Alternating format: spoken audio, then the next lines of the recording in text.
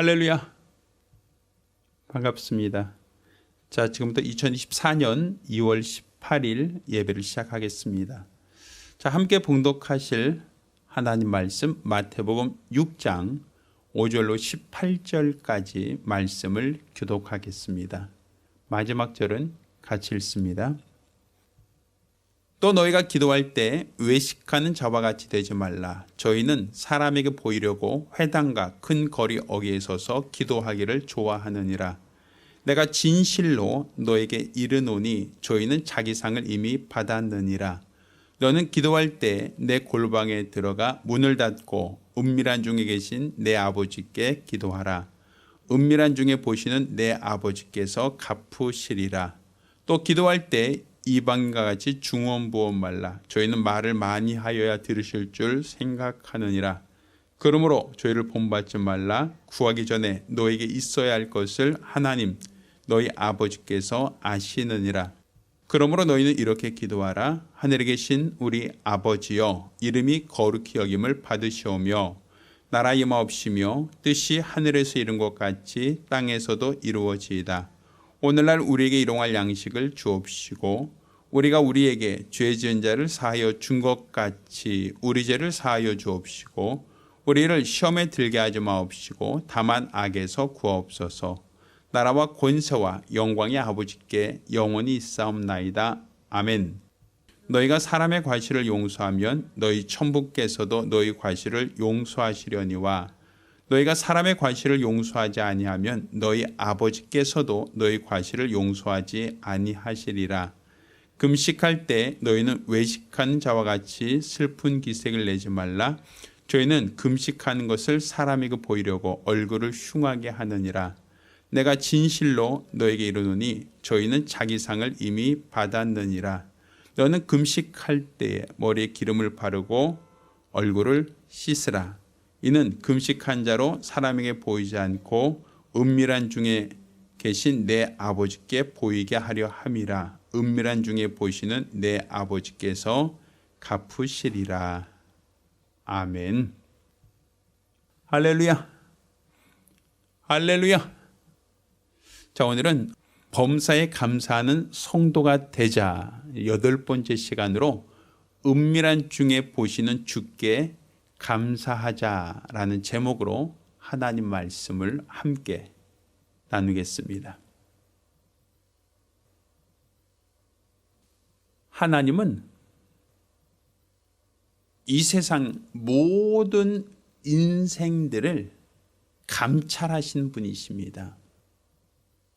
어느 한 사람, 특정한 누구만 하나님이 주목하여 보시는 것이 아니라 하나님은 모든 만물, 모든 인생들을 두루 살피시고 감찰하신 분이시다라는 걸 우리가 알아야 합니다. 그러니까 지금 우리가 금년도에 범사에 감사하자라고 할 때 우리가 하나님께 대해서 감사해야 될 첫 번째 종목은 하나님께서 우리 인생들을 주목하여 보신다라는 것이죠.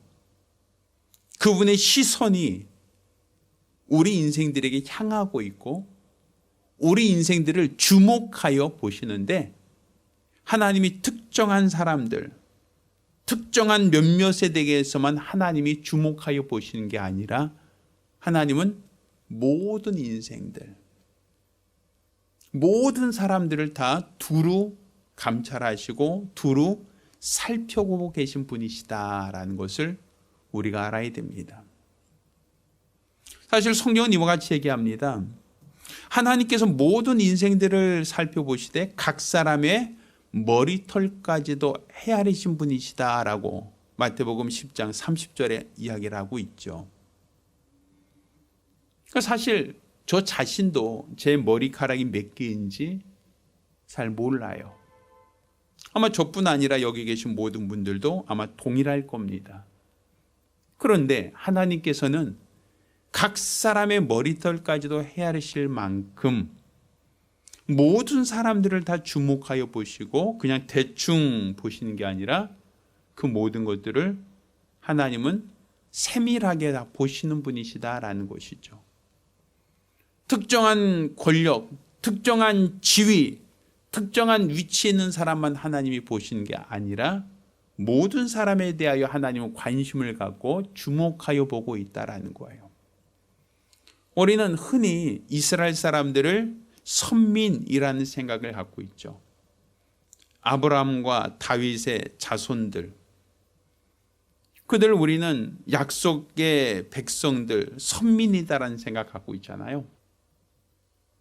그러다 보니 우리는 하나님께서 이스라엘 사람들만 편애하시고 이스라엘 사람들에 대해서만 하나님의 관심을 갖고 있고 이방인된 우리들은 하나님께서 버린 자식들처럼 하나님께서 아예 모르는 척 외면하고 하나님께서 관심도 갖지 않는 버려진 자들이다라고 생각해서는 안 된단 말이에요.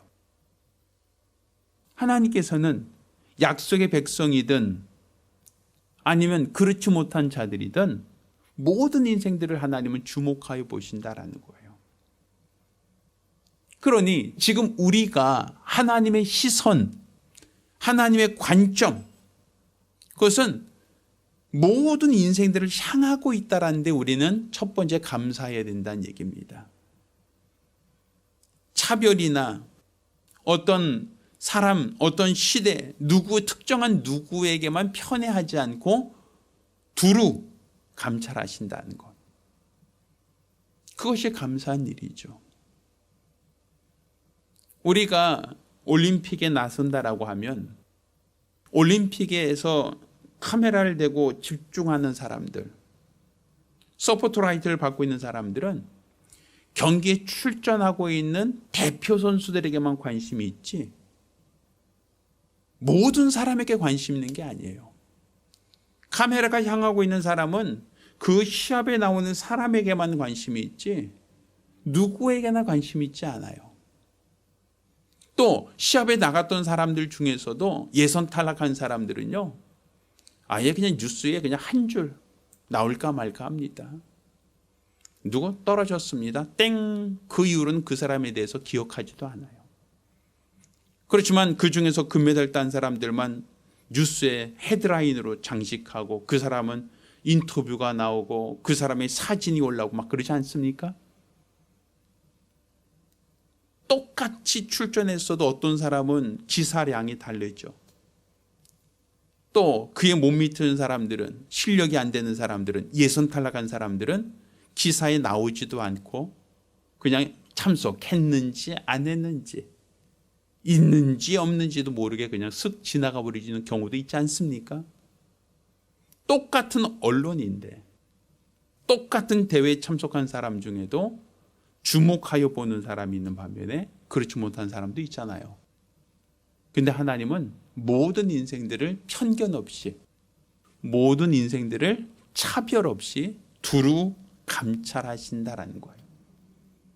그것이 우리가 감사해야 될 이유, 조건이다라고 볼 수 있는 겁니다.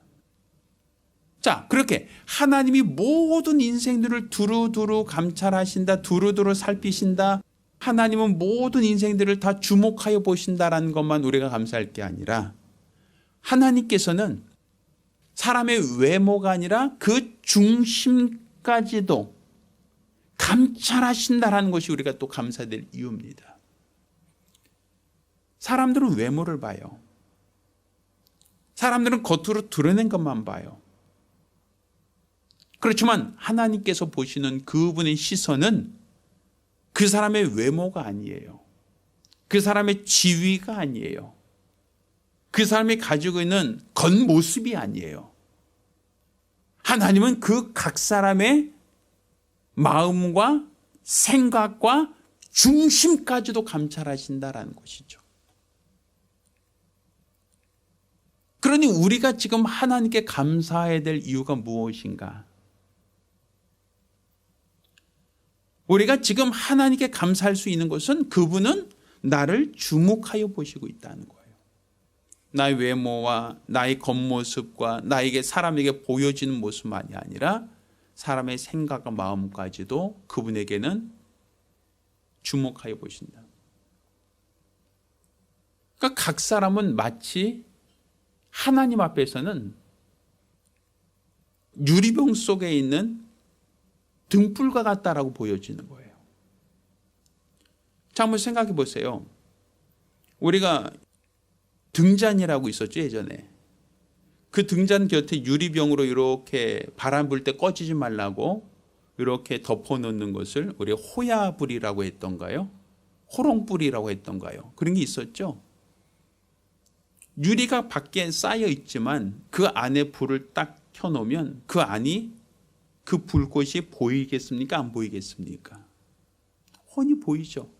유리가 바깥에 이렇게 바람을 막아주는 것이 있다 할지라도 그 불꽃은 밖에서도 쉽게 볼 수 있어요. 불꽃이 켜져 있는지 꺼져 있는지가 훤히 보인단 말이에요. 그것처럼 하나님이 각 사람이 보실 때, 하나님의 시선으로 보실 때는 사람의 겉모습이 아니라 그 사람 속의 영혼, 그 사람 속에 있는 중심, 그 사람 속에 있는 마음을 하나님이 마치 그 호롱불처럼 그 속의 영혼이, 그 속의 생각이, 그 속의 마음이 그분 눈에는 보인다는 거예요. 우리나라 옛속담에 10길 물속은 알아도 한 길 사람의 속은 알 수 없다라고 하지 않습니까? 사람은 자기 생각이 다른 사람에게 보여지지가 않아요.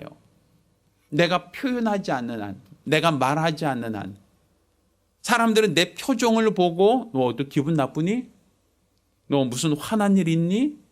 하고 사람들은 추측은 할 수 있어. 왜? 내 표정을 보고 이 얼굴이 웃는 상이다라고 하면 너 무슨 좋은 일 있어? 얼굴이 찡그려 있다라고 하면 너 슬픈 일 있어? 괴로운 일 있어? 사람들은 그렇게 내 얼굴의 모습을 보고 추측하는 경우는 있어요. 혹은 내가 어떤 말을 할 때 그 사람의 언어, 말을 통해서, 대화를 통해서 그 사람이 지금 어떤 생각을 가지고 있고 어떤 판단을 하고 있고 누구를 사랑하고 있고 혹은 누구를 미워하고 있고 무엇을 좋아하고 있고 무엇을 싫어하고 있고 이것을 그 사람이 어떤 말을 하면 그 대화를 통해서 그 사람 속 생각을 간혹 파악하곤 해요. 그래서 우리는 심리학자들과 만나서 상담한다라고 할 때도 대화를 하죠. 왜? 그 사람의 마음을, 그 사람의 생각을, 그 사람의 중심, 그 사람의 가치가 나려면 사람이 보이지 않으니까 대화를 통해서 뭔가 끄집어내고 그것을 가지고 유추해서 생각하려고 한단 말이에요. 그런데 하나님은요, 사람의 얼굴 색깔을 보고 판단하신 게 아니에요. 사람이 무슨 말을 하면 그 말한 것을 가지고 어림짐작으로 그 사람이 무슨 생각을 하는지, 무슨 판단을 하는지, 무슨 계획을 갖고 있는지, 누구를 좋아하는지, 누구를 사랑하는지, 누구를 싫어하는지 그것을 판단한 게 아니라 하나님은 척 보면 안다는 거예요. 우리 인간들의 심령을 그분은 감찰하신다는 거죠. 마치 우리가 사진 찍으면 겉모습만 보이잖아요.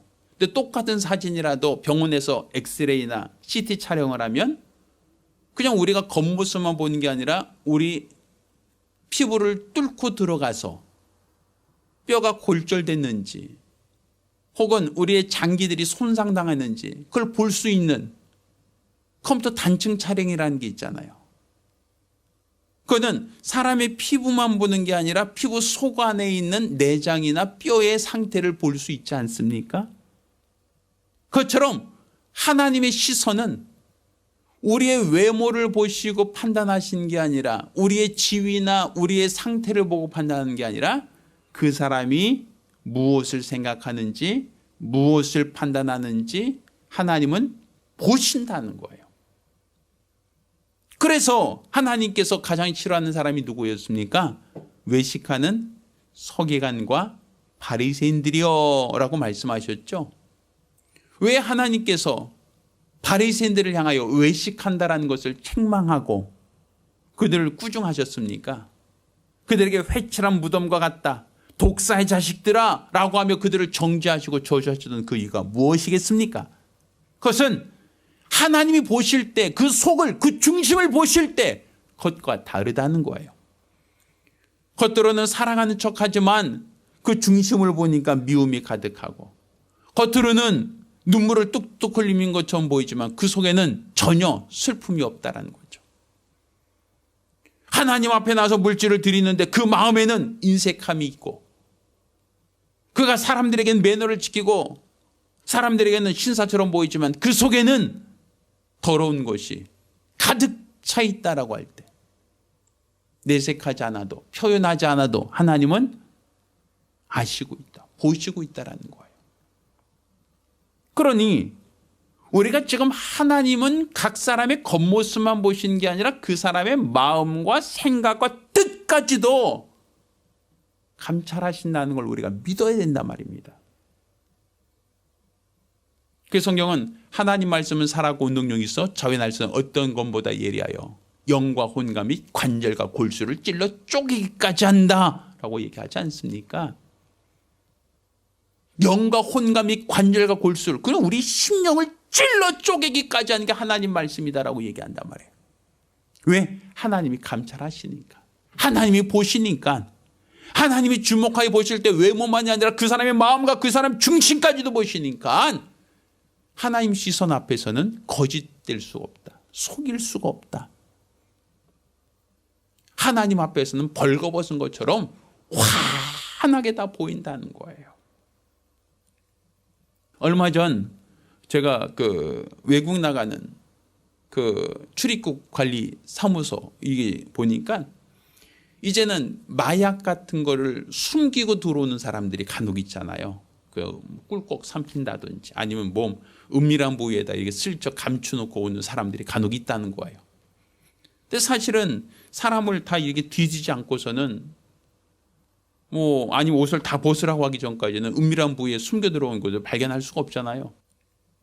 그런데 뉴스에 보니까 이제는 어떤 엑스레이 촬영처럼 어떤 출입국 통과할 때 이렇게 하고 이제 찍는 어떤 게 있어요. 그러면 엑스레이가 하면 윙 하고 돌아가면서 그 사람 전신 스캔을 딱 해요. 그럼 전신 스캔을 할 때 옷 속에 그 사람이 뭘 숨기고 있는 게 다 보인다는 거예요. 숨길 수가 없다는 거예요. 물론 마약이든 아니면 금, 밀수든 뭐든지 간에 그 옆에 딱 써서 윙 하고 한번 싹 돌면서 엑스레이를 찍어버리면 그 사람 속에 무엇을 숨기고 들어오는지 그게 훤하게 다 보인다는 거예요. 세상도 그런데 세상의 과학과 기술로도 그렇게 찍어낼 수 있는데 하나님은 어쩌하겠어요. 그러니 우리가 하나님이 어떤 분이라는 걸 안다면 우리가 어떻게 믿음을 갖고 어떻게 신앙생활을 해야 되겠습니까? 그냥 이 자리에 와서 예배 드립니다라는 게 우리의 목적이 아니에요. 우리가 예배 시간에 습관적으로 헌금을 드렸다라고 하는 게 우리 중요하지 않아요. 어떤 직분을 갖고 직분을 감당했습니다라는 임명장을 받고 그 직분을 한다는 게 중요하지 않아요. 더 중요한 것은 뭡니까? 중심이 일치가 되어야 된다는 거예요.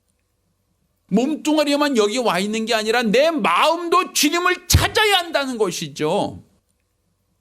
기도할 때 눈을 감고 손을 모으고 있는 것만 중요한 게 아니라 그 마음으로, 그 중심으로 예수여 나를 도와달라고 간절히 사모함이 있어야 된다는 것이죠. 들어올 때 습관적으로 헌금함에 헌금을 넣습니다가 아니라 내 믿음을 그 안에 집어넣어야 될 거 아닙니까? 인색함이나 억지로 낸 자를 하나님이 즐겨하지 않는다고 하지 않습니까? 액수이 많고 적음을 떠나서 내가 믿음으로 하나님께 상달시키려고 해야 되지 않겠습니까? 예배 중 찬양 불러요. 노래해요. 흥얼흥얼 노래합니다. 그렇지만 찬양은 하면서 생각은 엉뚱한 데 있어요. 생각은 다른 것을 생각하면서 찬양을 노래를 하고 있어요. 무슨 의미가 있습니까? 설교 시간에 예배 시간에 목사들 쳐다보고 있어요.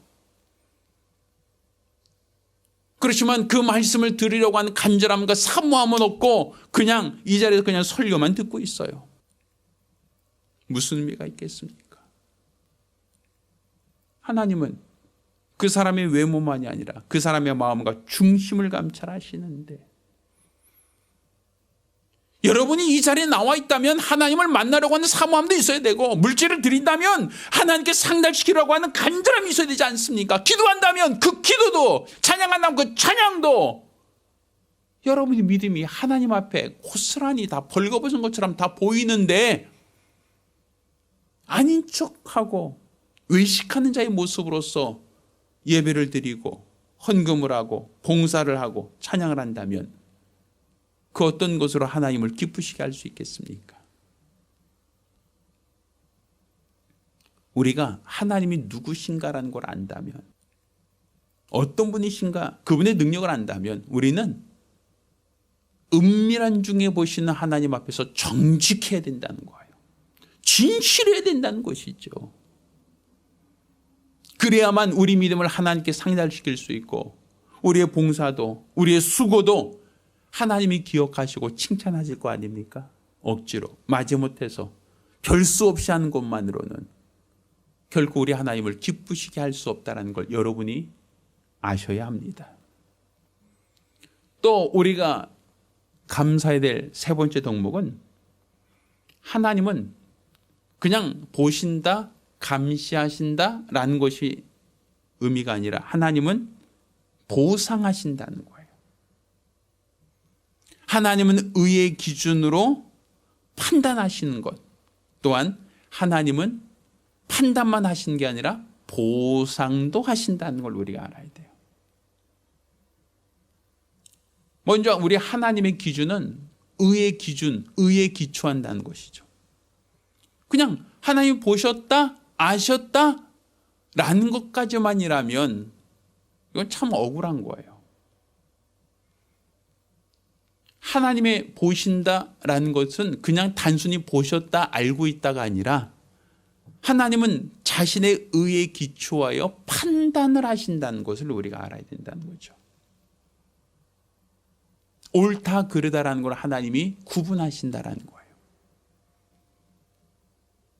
단지 알고 있어, 보고 있어 라고 하는 것으로만 우리가 관음증 환자처럼 그냥 몰래 그냥 이렇게 쓱 쳐다보고만 있고, 지나간 사람들 쳐다보고만 있는 게 그게 목적이 아니라는 거예요. 사람들 지나갔네, 사람들 무슨 생각 갖고 있네, 그것만 하나님이 리서치하는 게 중요하지 않단 말이에요. 하나님은 그 무엇에 대하여 의에 기초하여 보시고 있다는 거예요. 그래서 그 중에 하나님 마음에 합한 자를 찾아내고 있다는 것이죠. 단순히 하나님께서 두루두루 살피시며 모든 사람을 보시고, 또 단순히 그냥 대충 보는 게 아니라 그 사람의 마음과 생각까지도 깊이 감찰하시는 것은 그 중에 하나님 마음에 합한 자가 있는지를 찾고 있는 거예요.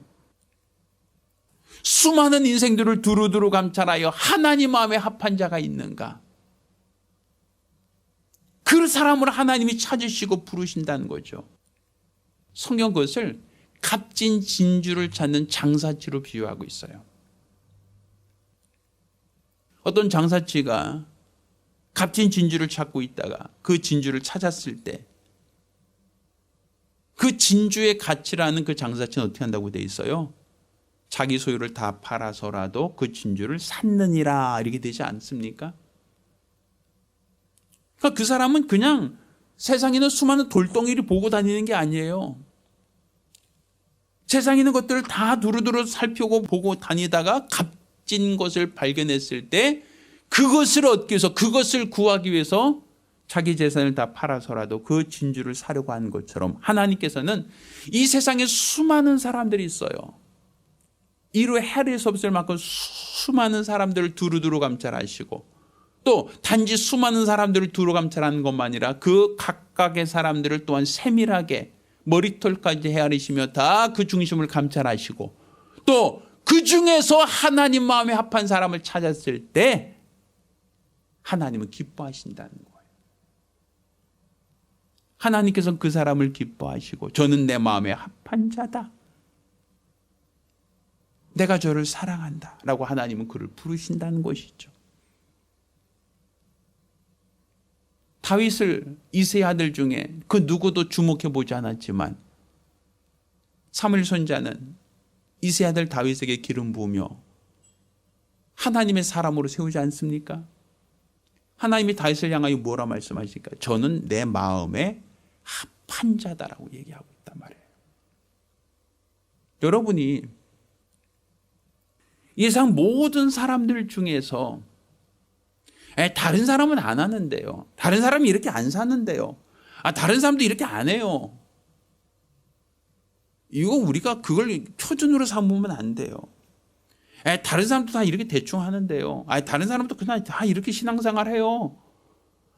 우리만 뭐 특별히 뭐 더 해야 됩니까? 라고 생각하지 마세요.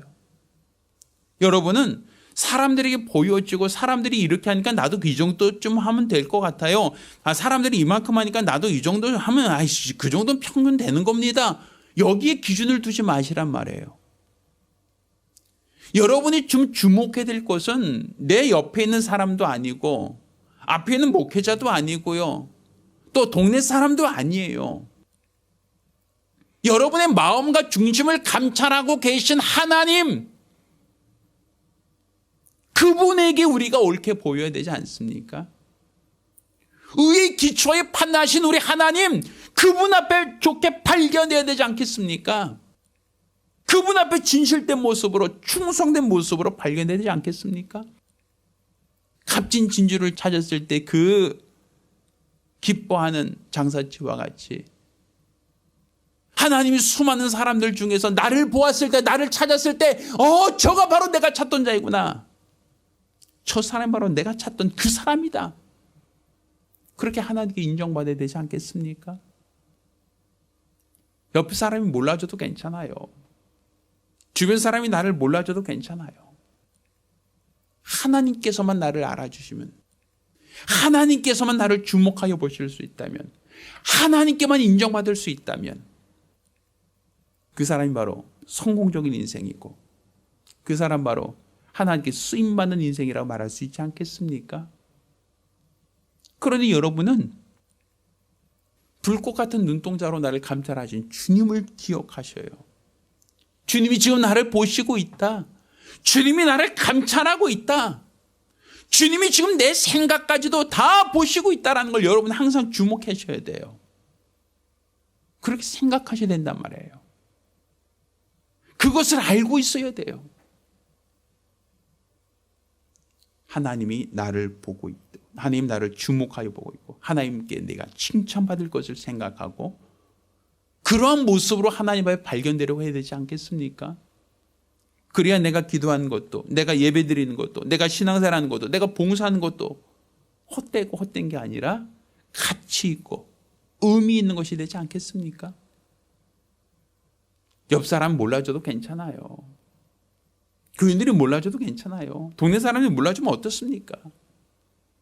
하나님만 알아주시면, 은밀한 중에 보신 우리 하나님만 알아주신다면 우린 그것이 우리에게 감사가 되지 않겠습니까?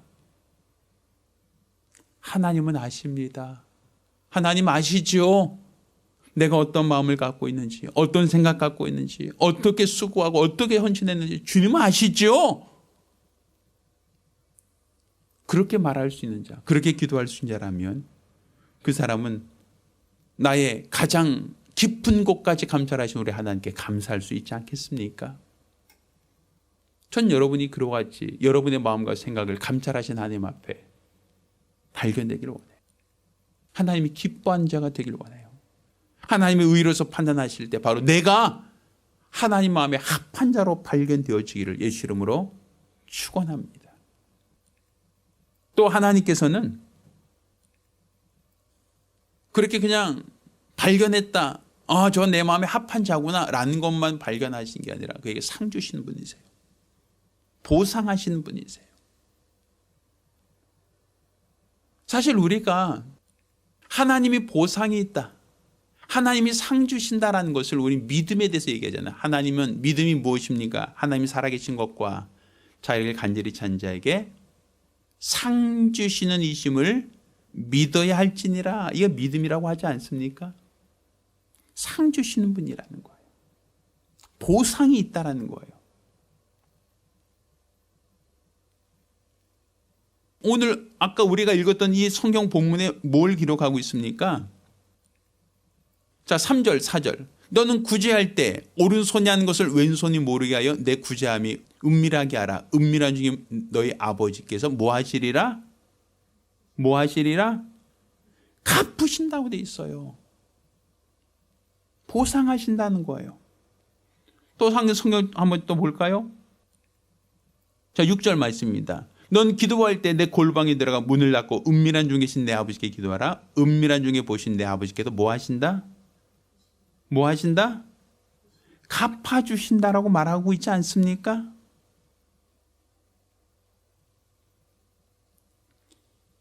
자, 18절 한번 더 보세요. 이는 금식한 자로 사람에게 보이지 않고 오직 은밀한 중에 계신 내 아버지께 보이게 하려 함이라. 은밀한 중에 보시는 내 아버지께도 뭐 하신다? 갚아주신다라는 거예요. 성경 계속 뭘 얘기하고 있어요? 은밀한 중에 보신 내 아버지께서 뭐 하신다? 갚아주신다. 보상하신다는 얘기죠. 그러니까 우리가 지금 수고하고 애쓰는 모든 것들이 사람에게 보이려고 할 필요 없어요. 왜? 사람이 나에게 상 주지 않으니까. 사람이 나를 인정해 주면 좋죠. 칭찬해 주면 좋죠. 사람이 나에게 어우 예쁘네요. 어우 살 빠졌네요. 어우 좋은 옷 입으셨네요 하면 사람 기분 좋죠. 얼마 전 친구들이 만났을 때 걔가 좀 이렇게 예전보다 조금 살이 쪘어요. 근데 보는 친구가 그러더라. 야, 너 살 쪘다. 야, 왜 이렇게 몸이 살찐 것 같은데? 라니까 걔가 굉장히 기분 나빠해요. 야, 그냥 똑같은 말도 좀, 야, 날씬해졌다. 좀 그렇게 얘기하면 안 되냐? 이렇게 얘기하더라고요. 왜 사람들은 쓴소리 듣기 싫어해요. 그냥 원래 아니더라도, 젊게 보이시네요. 예뻐 보이시네요. 날씬해 보이시네요. 이렇게 얘기하면 훨씬 더 기분 좋아해요. 제가 봤을 땐 그런 것 같아요. 옷이 잘 어울리시네요. 이런 얘기는 되게 좋아해요. 근데 그 사람에게 쓴소리 하면 되게 싫어해요. 이제 살쪘다. 야, 너 뭐 하다? 이렇게 하면 사람들이 들으면서도 굉장히 기분이 언짢아해요. 근데 사람 말을 듣고도 우리가 기분 좋기도 하고 기분 나쁘기도 하죠. 근데 그 사람들은 나에게 보상해 주지 않아요. 나에게 날씬해졌네요 라고 했다고 해서 날씬해졌으니까 내가 이만큼 보상해 줄게요. 예뻐졌네요. 예뻐졌으니까 내가 보상해 줄게요. 이런 거 없어요. 사람들이 칭찬하고 사람들이 격려할 수는 있지만 그것이 나에게 보상으로 주어지진 않아요. 그렇지만 하나님은 상 주시는 분이세요. 내가 땀 흘리고 내가 눈물 흘리고 내가 수고하고 내가 헌신한 것에 대하여 하나님은 상 주셔요. 갚아주셔요. 내가 기도한 것에 대하여 하나님이 그 중심을 보시고 갚아주시고 또 내가 금식을 했다면 은밀한 중에 보시는 하나님께서 갚아주신다고 되어 있어요. 내가 구제할 때 은밀한 중에 계신 아버지가 보시고 갚아주신다고 되어 있어요. 상이 있다는 거예요. 그냥 하나님이 보셨다. 알고 있어. 나도 알아. 나도 봤어. 끝. 아니라 하나님은 그 무엇이든지 하나님 마음에 합한 자를 갚아주신다. 보상하신다라는 거예요.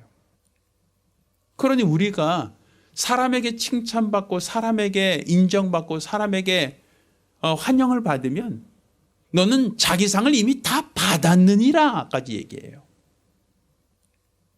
그러니까 나는 사람에게 칭찬받으려고 할 필요가 없다는 거죠. 사람에게 인정받고 사람에게 잘했다고 그 말을 들으려고 노력할 필요가 없다는 거예요. 왜? 이미 네 상은 다 받았지 않느냐.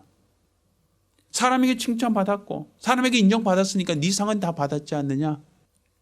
아버지께서 쓸 때 뭘 상을 더 바라느냐 라고 한다면 우리는 수고는 수고대로 하고 상이 없다면 얼마나 안타까운 일입니까? 사람이 몰라줄 때 우리는 더 감사해야 돼요. 사람이 인정하지 않으면 더 감사해야 돼요. 내가 애쓰고 수고했음에도 불구하고 사람이 칭찬해 주지 않으면 오히려 감사해야 돼요. 사람들이 내 수고를 몰라주고 사람들이 내 수고를 칭찬하지 않고 사람들이 그것에 대해서 언급하지 않는다고 하여 뭐야 있다 이거 뭐야 라고 우리가 슬퍼할 이유가 없어요. 왜? 사람이 칭찬하지 않고 사람이 인정해 주지 않고 사람들이 모를수록 누가 더 칭찬하신다?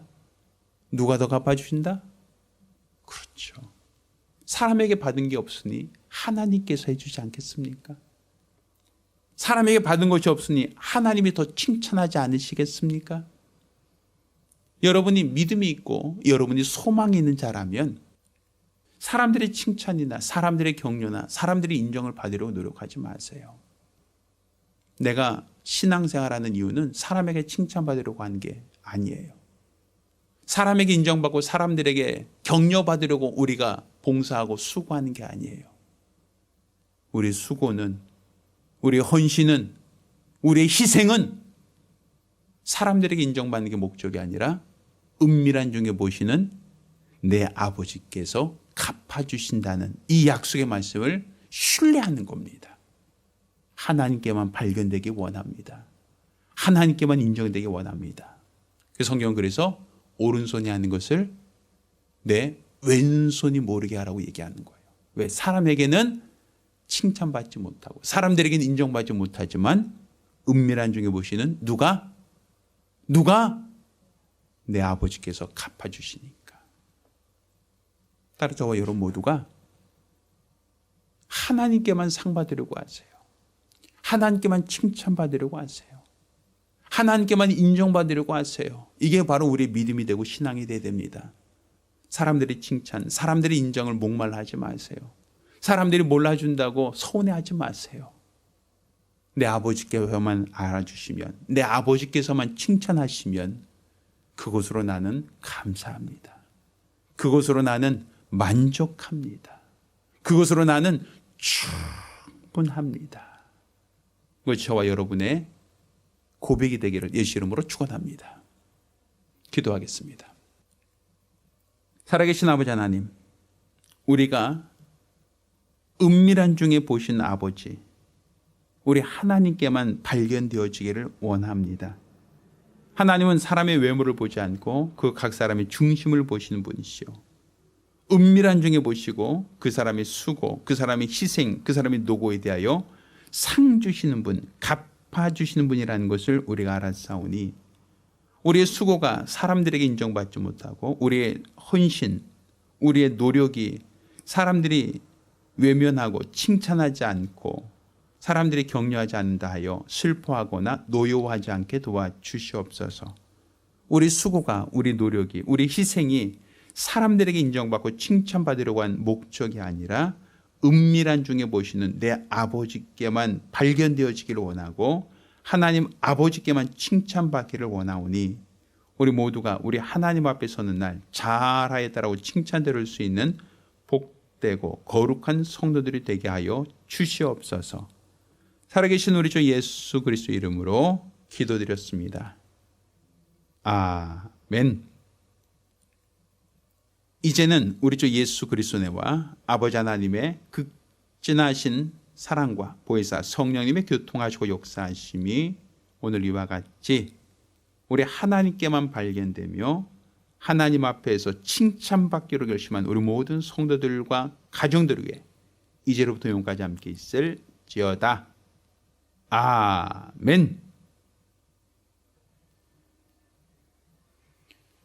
할렐루야. 자, 이번 주간부터 이제 사순절의 시작입니다. 이 사순절이라는 것은 부활주일을 기준으로 해서 부활주일 전 40일간의 기간을 사순절이라고 얘기를 합니다. 부활주일을 준비하며 여러분의 믿음으로 하나님의 은혜를 다시금 기억할 수 있는 사순절이 되기를 부탁드립니다. 이상입니다. 감사합니다.